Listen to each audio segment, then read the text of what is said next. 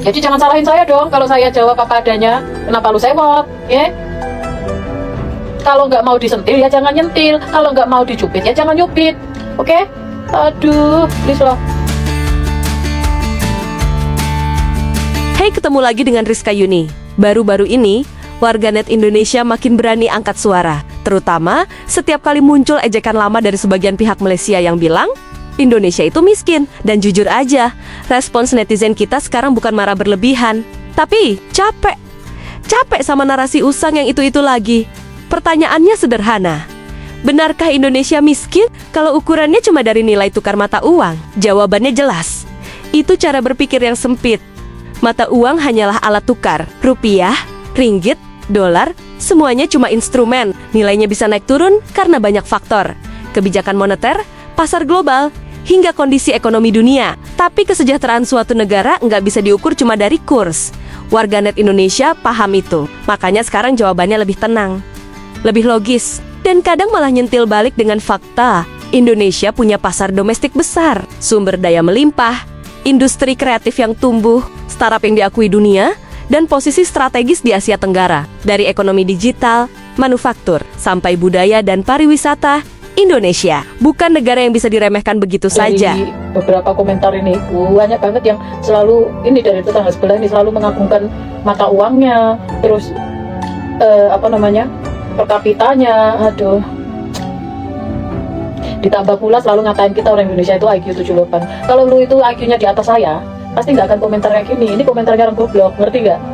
Nah, masih nggak sadar juga kalau lu goblok. Kalau lu pintar nggak akan komentar seperti ini, ya? Ngerti nggak? Sambil main game ya, biar nggak sepaneng saya. Itu tidak masalah dengan mata uang, mau mata uang kita rendah, mau apa, itu tidak ada masalah. Yang penting kehidupan di negara saya, orang-orangnya itu terjamin, ya. Kalian bangga ringgit kuat, ya iyalah.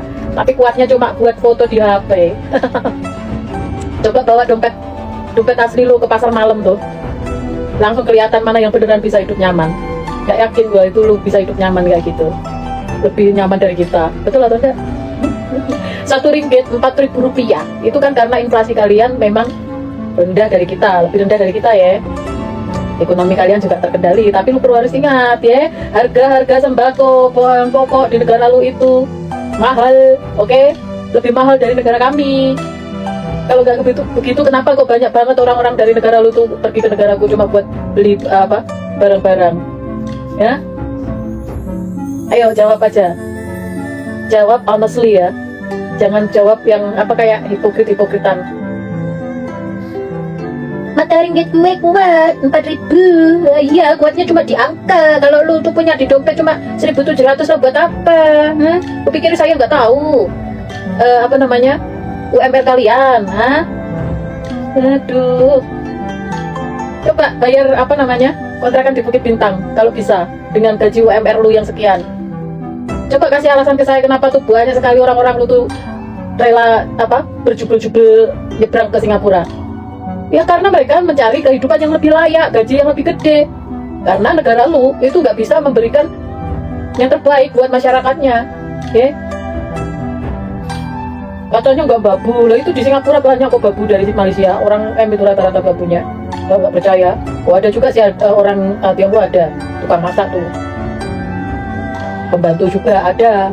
Kamu pikir saya nggak tahu? Kamu coba itu pergi ke rumahnya Om Brengseng itu tukang masaknya orang Malaysia itu, pembantunya, tukang kebunnya juga orang Malaysia. Aduh, please lah. Realita itu ternyata lebih galak daripada kurs ya.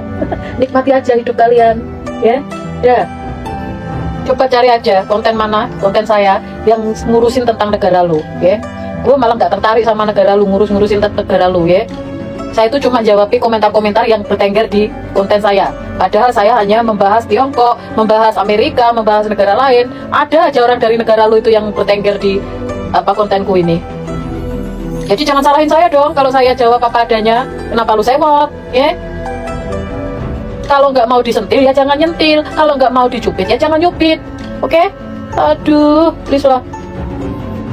Yang jelas kalian itu terlalu kepo dengan konten-konten orang Indonesia. Itu aja, ya. Busybody.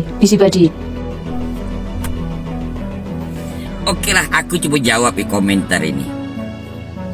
Komentar ini datang dia dari warga Malaides, ya, kaum Waham Bani Walid yang terkena denial syndrome ini dia.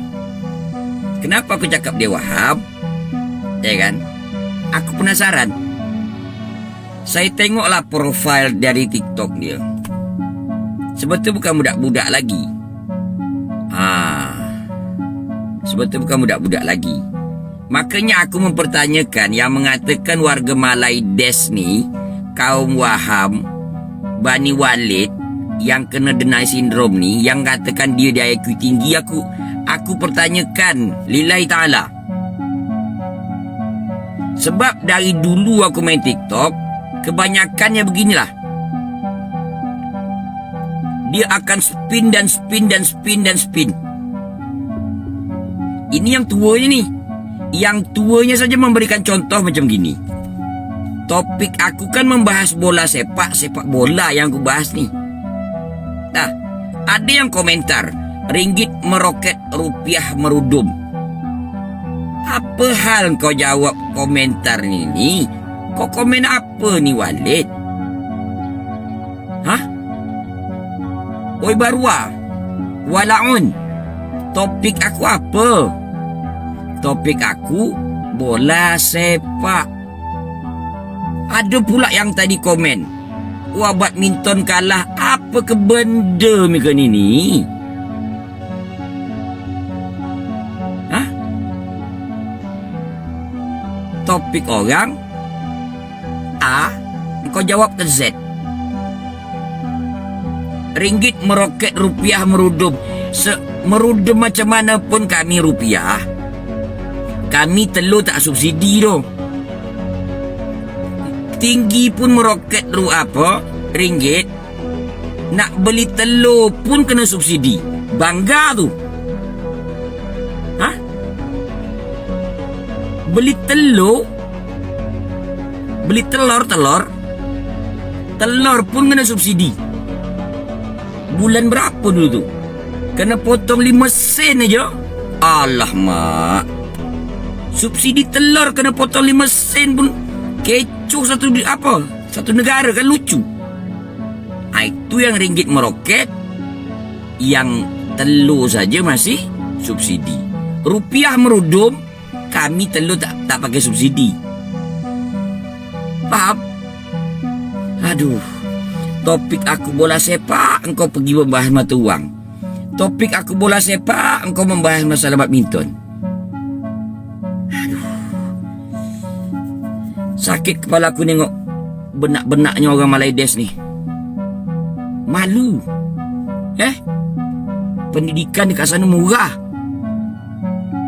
Makanya Wan Muhammad Hassan tu begini juga tipe dia. Memang Wahab.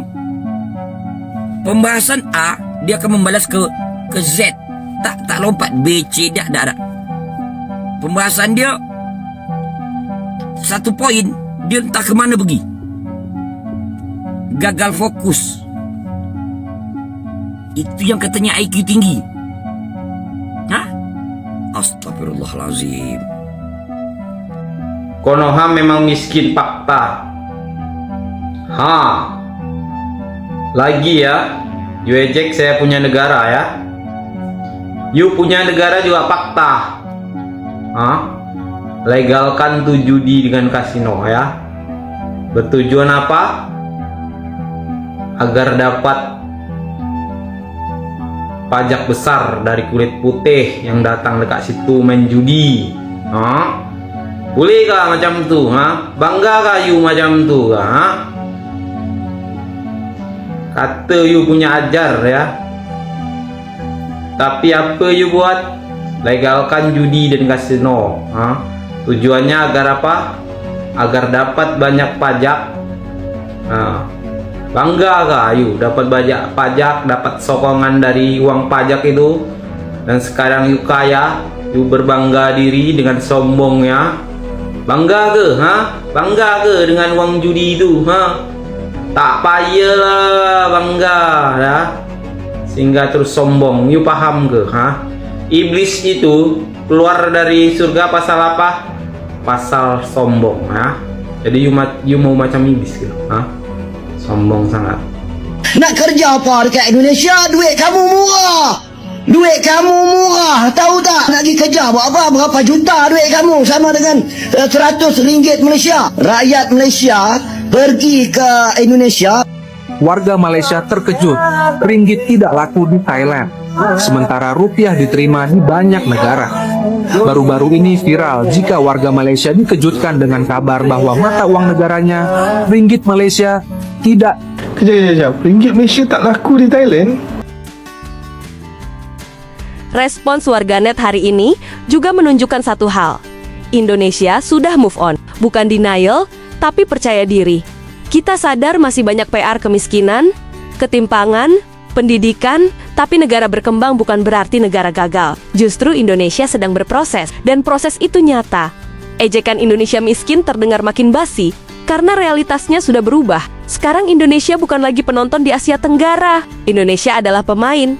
Dan mungkin yang bikin sebagian orang terus mengulang narasi lama itu, bukan karena Indonesia miskin, tapi karena mereka belum siap menerima bahwa Indonesia sudah jauh berkembang. Jika kalian menyukai video seperti ini, jangan pula like, komen, dan subscribe agar kalian tidak ketinggalan konten menarik lainnya. Terima kasih sudah setia dengan Rizka Yuni. Sampai bertemu lagi di video selanjutnya.